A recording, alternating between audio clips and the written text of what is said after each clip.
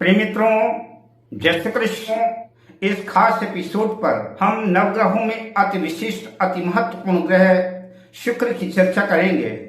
हमने पिछले एपिसोड पर पिछले वीडियो पर आपसे चर्चा किया था जन्म कुंडली के पहले भाव में, जन्म कुंडली के द्वितीय भाव में, जन्म कुंडली के तृतीय भाव में, जन्म कुंडली के चतुर्थ भाव में, कुंडली के पंचम भाव में, कुंडली के षष्ठम भाव में अगर शुक्र स्थित हैं तो उसका कैसा फल मिलेगा। मैंने इसकी चर्चा जो पिछले वीडियो पर पिछले एपिसोड पर आपसे करा। आज हम जो चर्चा करेंगे जन्म कुंडली के सप्तम भाव में अगर शुक्र स्थित है तो कैसा प्रतिफल करेंगे। आज मैं इस विषय पर आपसे चर्चा करूंगा, पर मैं विषय क्रम में आगे बढ़ूं उससे पहले आपसे आग्रह, अगर आपने अभी तक हमारे चैनल को सब्सक्राइब नहीं किया है तो प्लीज चैनल को सब्सक्राइब करें, साथ ही नोटिफिकेशन बेल को भी प्रेस कर लें। अब आइए चर्चा करते हैं सप्तम भाव में स्थित शुक्र जो है हमको कैसा फल प्रदान करेंगे, कैसा परिणाम हमारे सामने घटित होगा, इसकी चर्चा अब हम करते हैं। सप्तम भाव आपके विवाह का भाव है, दाम्पत्य जीवन का भाव है, लाइफ पार्टनर का भाव है, साझेदारी का भाव है, व्यापार का व्यवसाय का भाव है। ऐसा कि आप जानते ही हैं शुक्र सौंदर्य की प्रतिमूर्ति। शुक्र अगर सप्तम भाव में स्थित है तो निसंदेह आपका जो लाइफ पार्टनर होगा वो बेहद आकर्षक, एट्रैक्टिव और सौंदर्य का धनी होगा। यहाँ पर स्थित शुक्र कई बार अत्यधिक भोग विलास की वजह से उम्र से पहले ही ऐसे जातकों के जीवन में बुढ़ापा ला सकते हैं। ऐसे जातकों को डायबिटीज, ब्लड प्रेशर की बीमारियां भी अपने गिरफ्त में ले सकती हैं, किंतु इनका वैवाहिक जीवन लगभग अच्छा ही रहता है। दाम्पत्य जीवन का सुख इन्हें मिलता है।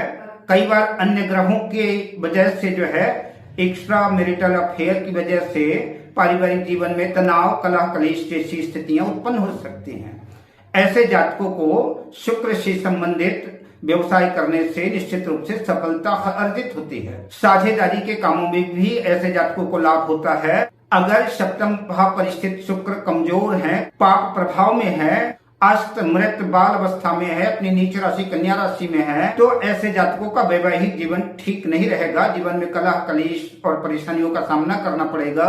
कई बार तो पुरुषों के विवाह की स्थितियां भी नहीं बन पाती। ऐसे जातक अपमानित, दुखी और शुक्र जनित व्याधियों से परेशान देखे गए हैं।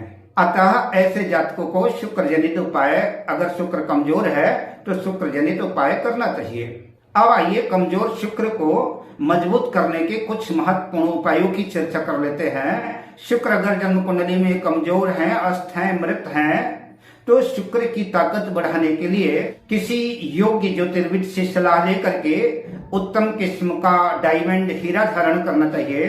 जो लोग हीरा धारण नहीं कर सकते, उनकी आर्थिक स्थिति अलाउ नहीं करती, ऐसे लोग सफेद पुखराज या कि सफेद ओपल भी धारण करेंगे तब भी उनको लाभ होगा। ऐसे जातक लगभग प्रायः हमेशा सफेद कपड़े पहने और प्रेस किए हुए साफ सुथरे कपड़े पहने और इत्र का प्रयोग करें।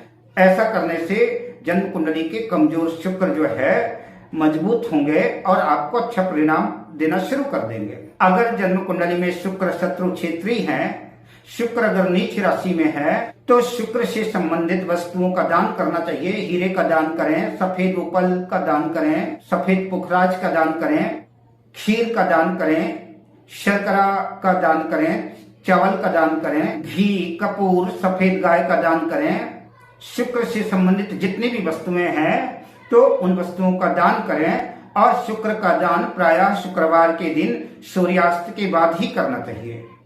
शुक्र चाहे नीच राशि में हो या कमजोर हो, दोनों परिस्थितियों में शुक्र के मंत्र का जाप करना जो है लाभकारी सिद्ध होगा। शुक्र का मंत्र है हिम कुंड मृणालाभम दैत्यानाम परमं गुरुम सर्वशास्त्र प्रवक्तारम भार्गम प्रणमाम्यहम्। अब मैं आपसे लेता हूँ विदा शुभकामनाओं के साथ। जय श्री कृष्ण।